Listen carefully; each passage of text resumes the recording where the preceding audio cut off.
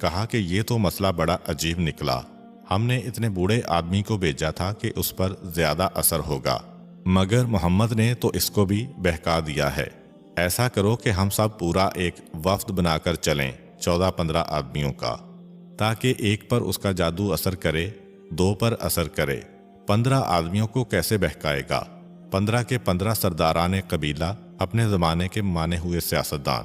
یہ تجویز پسند آ گئی کہ ہاں، اکیلے آدمی کو اس کے پاس بھیجنا مناسب نہیں ہے، یہ اس سے پہلے کتنے ہی لوگوں کو گمراہ کر چکا ہے، معاذ اللہ۔ ساری کوشش یہ ہے کہ اگر پیغمبر ہی ہماری بات مان جائیں تو سارا جھگڑا ختم ہو جائے گا۔ اب یہ پورا گروہ ایک ساتھ چلتا ہے، پیغمبر اسلام کے قریب پہنچا۔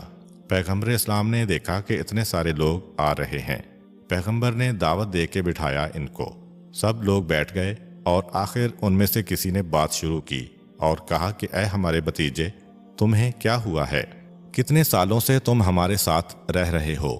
مکہ اتنا پرامن شہر ہے، تم نے کیوں یہ خرابی مکے میں پیدا کر دی؟ اس کے بعد پھر وہی عتبہ والی باتیں کہ کیا چاہیے تمہیں؟ پیغمبر اسلام نے کہا کہ یہ ساری باتیں کرنا بالکل بیکار ہے، میں اللہ کا پیغام لے کر آیا ہوں، پروردگار نے مجھے حکم دیا ہے کہ میں بشیر و نذیر بن کر اللہ کی نعمتوں کی بشارت بھی دوں اور عذاب سے ڈراؤں بھی۔ میری بات کو تم مانو، بجائے اس کے کہ مجھ سے اپنی بات کو منوا رہے ہو۔ کافی دیر یہ بات چیت ہوتی رہی، آخر تھوڑا تھوڑا وہ پیغمبر اسلام کی باتوں سے قائل ہونے لگے۔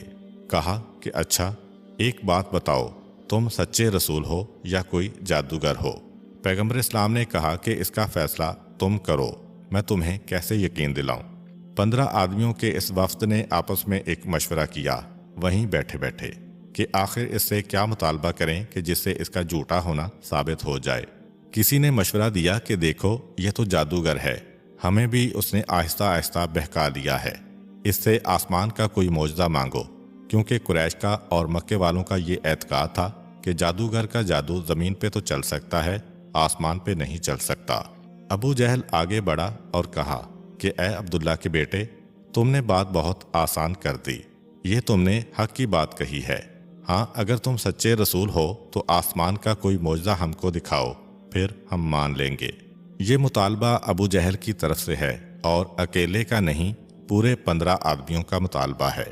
پیغمبر اسلام نے کہا تم ہی بتاؤ تمہیں آسمان کا کون سا معجزہ چاہیے؟